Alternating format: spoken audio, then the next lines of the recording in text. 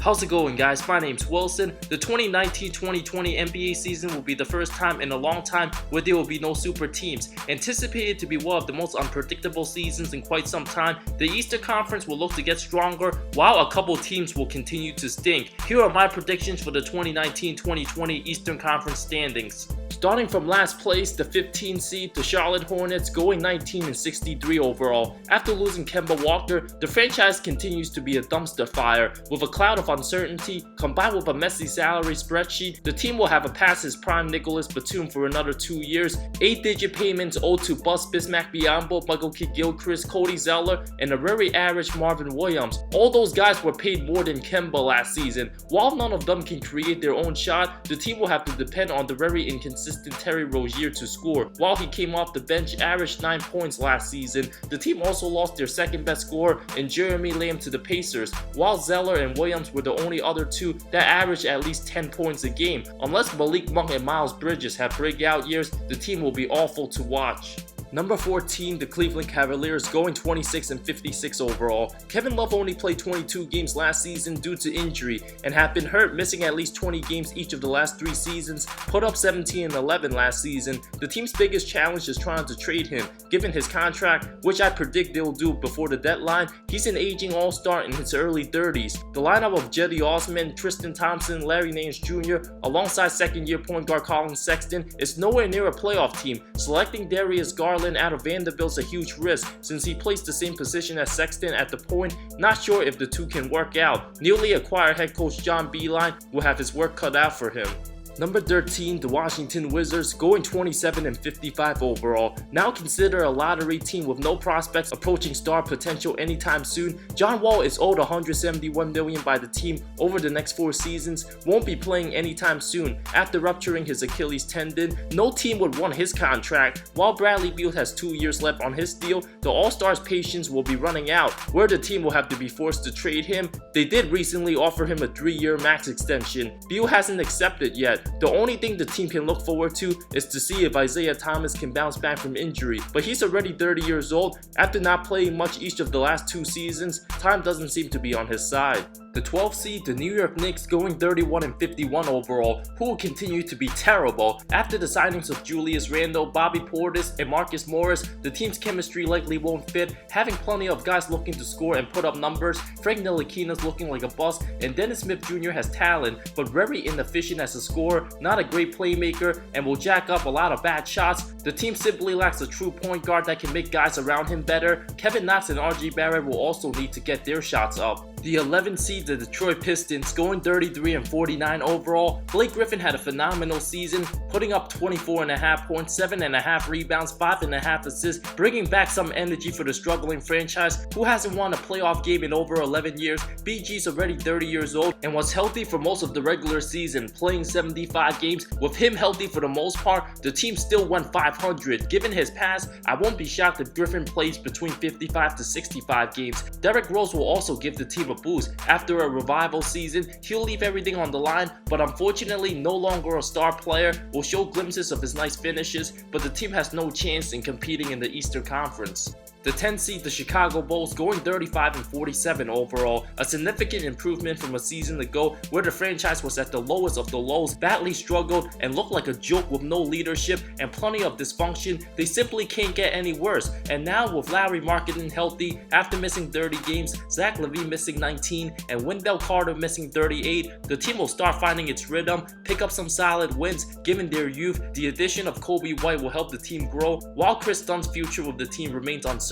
I won't be surprised if Marketing has a breakout season and perhaps be a first-time All-Star. The 9th seed, the Orlando Magic, going 39-43 overall. The team basically remains the same, didn't get better or worse, and surprised everybody by making the postseason.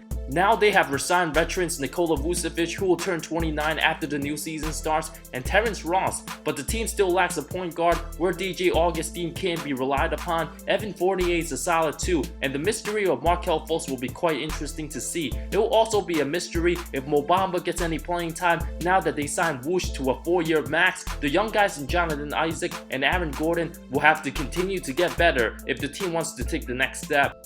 The 8th seed, the Toronto Raptors, going 40-42 overall. The team went 17-5 in Kawhi Leonard's absence a season ago and will still get plenty of wins since they got good chemistry, but after coming off a championship, the veterans simply won't be as hungry. Kyle Lowry's an aging point guard who will likely get worse next season and is already 33 years old. Marc Gasol will turn 35 and continue to decline, so will Serge Ibaka. The addition of Stanley Johnson and Cameron Payne won't help the team much.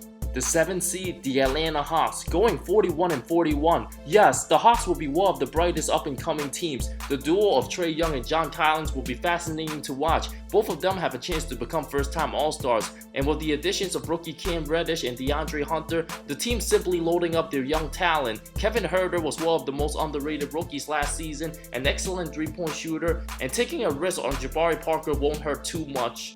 The 6th seed, the Miami Heat, going 44-38 overall. With the addition of Jimmy Butler, Miami will be better than last season. Won 38 games, a 6-game improvement sounds about right. The franchise finished between 37 to 48 wins the last 5 years. Have enough talent to be respectable, but not enough to truly contend. Unless the team somehow gets CP3, they will be a higher seed. But Butler being the lone all-star with role players in Goran Dragic, James Johnson, and Justice Winslow won't help Miami win a playoff series. The 5th seed, the Indiana Pacers, going 48-34 overall for the 3rd straight season. Added Malcolm Brogdon, lost Bojan Bogdanovic, but has TJ Warren. The front court of Domantas Sabonis and Miles Turner is solid, as those guys will continue to get better, but the offense will still have its struggles until Victor Oladipo comes back, potentially in December or January. With Darren Collison retired, Brogdon will likely start at the 1, newly additions Jeremy Lamb at the 2, and TJ Warren at the 3. The 4th seed, the Brooklyn Nets, going 49-33 overall. Assuming Kevin Durant misses the entire season, recovering from his Achilles injury, it will be up to Kyrie Irving to lead the squad. With Caris LeVert, who's shown signs as a potential all-star, was solid last season. Taurean Prince is a very underrated addition, and Jared Allen will continue to get better. I expect Brooklyn to be at least 5 games better than the season ago, with prime Kyrie leading the way, being where he wants to be.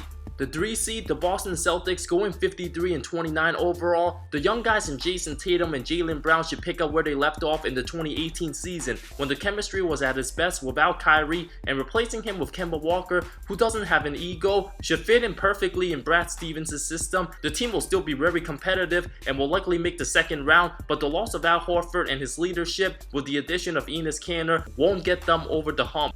The 2 seed, the Philadelphia 76ers, going 59-23 overall. Last season, the team went 51-31 with plenty of additions in the middle of the season. Adding Jimmy Butler early and then Tobias Harris, they didn't really get the chance in finding their chemistry, and now knowing who they have, they added Al Horford, who will be vital in the front court alongside Embiid, looking to create a wall for Giannis in the playoffs. Tobias Harris will be in his prime in the 1st year of his max deal. The addition of Josh Richardson helps their outside shooting. Where the process is looking to go all out in pursuing a title next season, if Joel Embiid plays more than 70 games, I see him as a legitimate MVP candidate. The 1 seed for the 2nd straight season, the Milwaukee Bucks, this time going 61-21 overall. MVP Giannis will turn 25 in December and keeps getting better each season. Re-signed Chris Middleton and Brook Lopez. Despite losing Malcolm Brogdon, they signed Wesley Matthews and Kyle Korver to a vet minimum. Doing all the right things, the goal for the franchise is signing Giannis to a supermax in 2020, and now they don't have to worry about the Raptors. Their focus will be on Philadelphia. The franchise trying to get to the finals might very well depend on Giannis' jumper. Once again, these are my 2019-2020 Eastern Conference standing predictions. The Bucks winning 61 games, a great regular season team who's well coached with elite outside shooting in all areas. The Sixers led by Joel Embiid, we should see improvement from Ben Simmons as well. Boston now with Walker, Tatum, Brown, and Hayward, who's 2 years removed from injury. The Nets number 4 since they will be without Kevin Durant. The Pacers are well coached by Nate McMillan, will have another solid regular season. Miami will be a little better with Jimmy Butler. Atlanta's the breakout team sneaking in by the end of the season. Toronto won't be dangerous without Kawhi. Orlando's very mediocre. The Bulls will make a big improvement. Blake Griffin's too injury prone to depend on for Detroit. The Knicks will be a little better, and the Wizards, Cavs, and Hornets will just be awful. Thank you so much for watching this video. I'll be announcing my potential giveaway my next video, so stay tuned. I love all of you. See you next time.